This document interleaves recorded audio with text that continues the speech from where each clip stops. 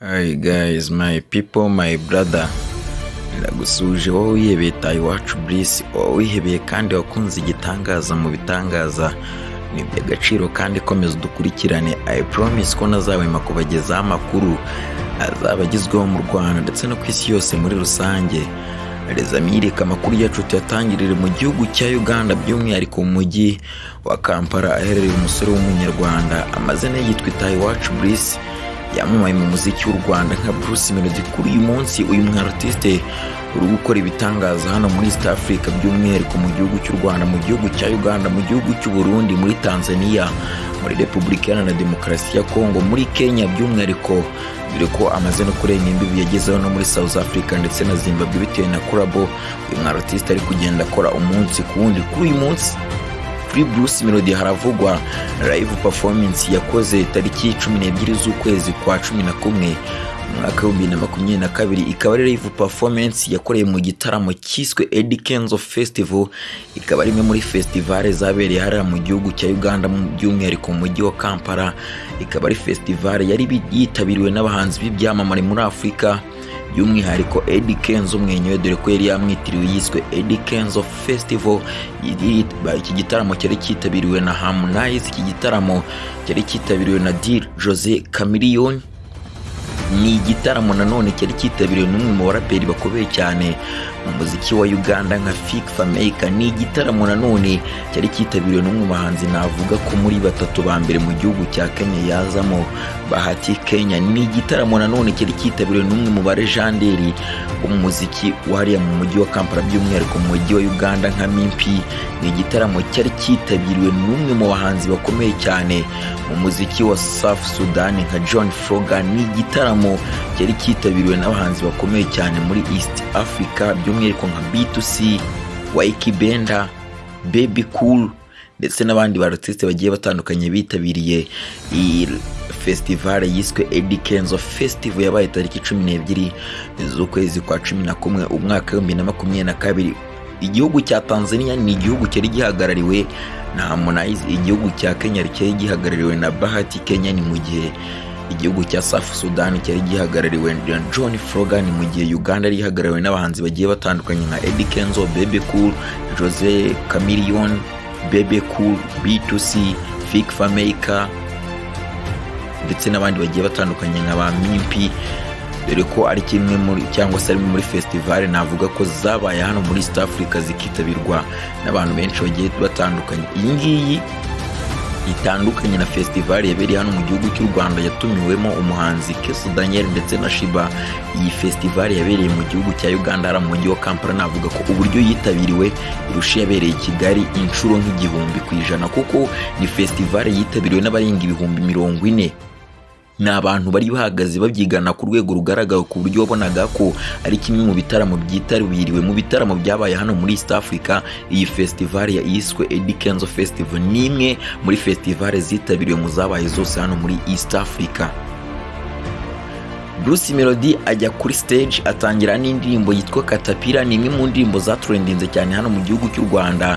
Twarabibonye bwo Bruce Melodie yerekezaga mu gihugu cy'u Burundi. Ni imwe mu ndirimbo yaririmbanye n'abakunzi be hariya mu gihugu cy'u Burundi, mu mujyi wa Bujumbura, ubwo bari hariya rwose kuri Ziona Beach. Ni imwe mu ndirimbo yakiriwe neza n'abakunzi ba Bruce Melodie batuye hariya mu mujyi wa Bujumbura.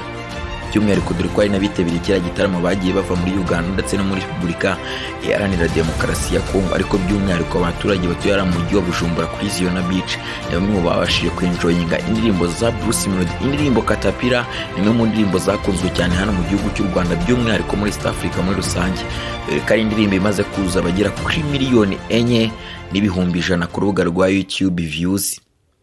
Navuga ko ari imwe mu ndirimbo za Bruce Melodie zibihe byose, nyuma y'uko ayiririmbye mu gihugu cy'u Burundi bikagaragara ko ari imwe mu ndirimbo ziri ku ruhando mpuzamahanga mu zikunzwe za Bruce Melodie nyuma ya Katarina. Ni imwe mu ndirimbo nayo navuga ko Katapira ari imwe mu ndirimbo ziyoboye mu ndirimbo za Bruce Melodie. Kugera mu gihugu cya Uganda muri Eddy Kenzo Festival cyari igihe kiza ngo Bruce Melodie aririmbe indirimbo Katapira kugira ngo aze kureba koko si ya ndirimbo yakunzwe mu gihugu cy'u Rwanda, igakundwa mu gihugu cy'u Burundi, igakundwa muri Tanzania ndetse no muri Kenya, ese mu gihugu cya Uganda bimeze mu tibite. Reka turebe Bruce Melodie live performance in Eddy Kenzo Festival ni mu mujyi wa Kampala hara mu gihugu cya Uganda. Bruce Melodie live performance.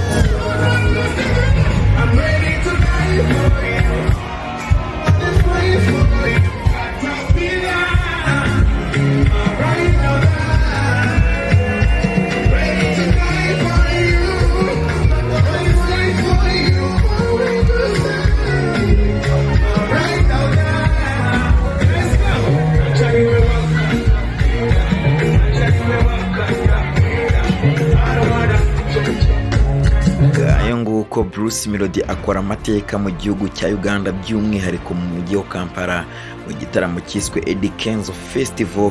Ubundi igitangaza kirimanukira rezami Bruce Melodie igitaramo cye kimara kurangira yinjoyinga indirimbo yitegura gushyira hanze.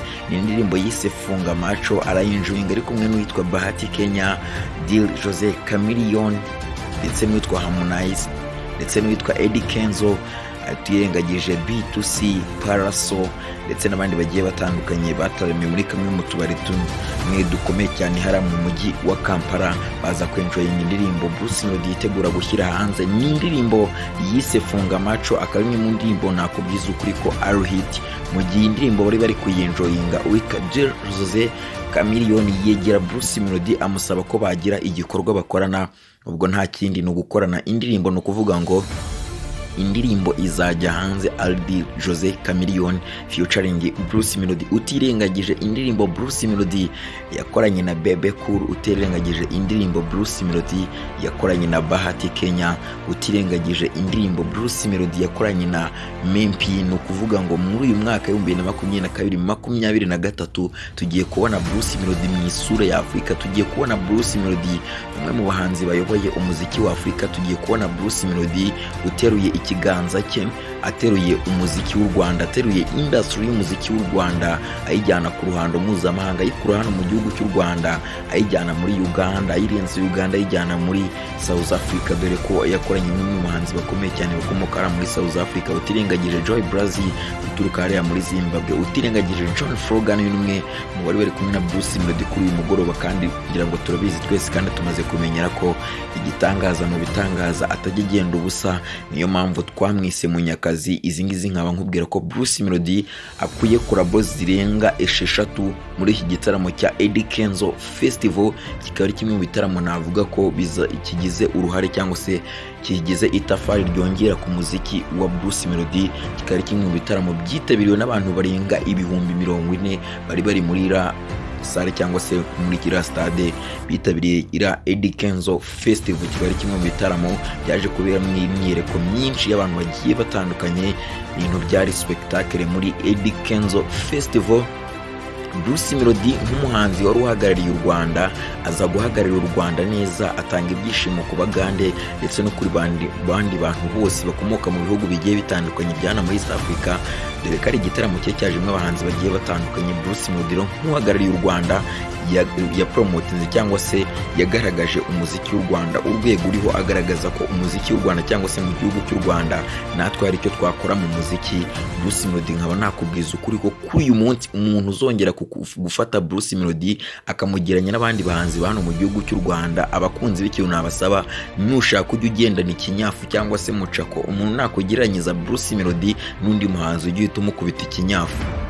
Ni impaka rwose zigomba gucika. Bruce Melodie #1 artist in Rwanda, niwe muhanzi upromotinga umuziki w'u Rwanda ku ruhando mpuzamahanga ku buryo bugaragara mu nce z'ibintu byose. Bruce Melodie aritegura gushyira hanze indirimbo yitwa Funga Macho, nimwe mu ndirimbo ifite video yatwaye arenga miliyoni 150 z'amafaranga y'u Rwanda. Nimwe mu ndirimbo nziza yakozwe, video yayo yakozwe nitwa Sasha Vibe, umwe muri video director bakomeye cyane hano muri East Africa, dore ko yagiye akora indirimbo za Diamond Platnumz, Harmonize, yakoze indirimbo z'uwitwa Bahati Kenya. Sasha Vibe yakoze indirimbo ya Bruce Melodie na Babo Eketi, ni indirimbo bise Yogati.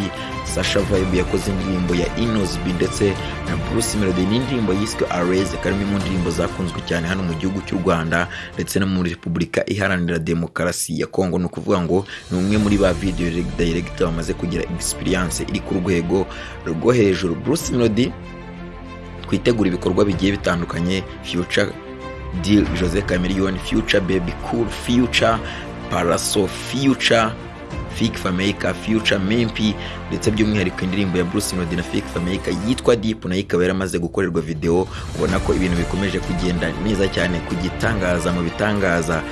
Reza ninda gushimye wese mu kudukurikira, n'iby'agaciro kandi komeza dukurikirane. I promise ko nazabima kubagezaho amakuru azaba agezweho mu Rwanda ndetse no ku isi yose muri rusange. Njye Olivier Fernandez, kanda subscribe ku YouTube channel Bruce Melodie Media. Reza, see you, love you so much.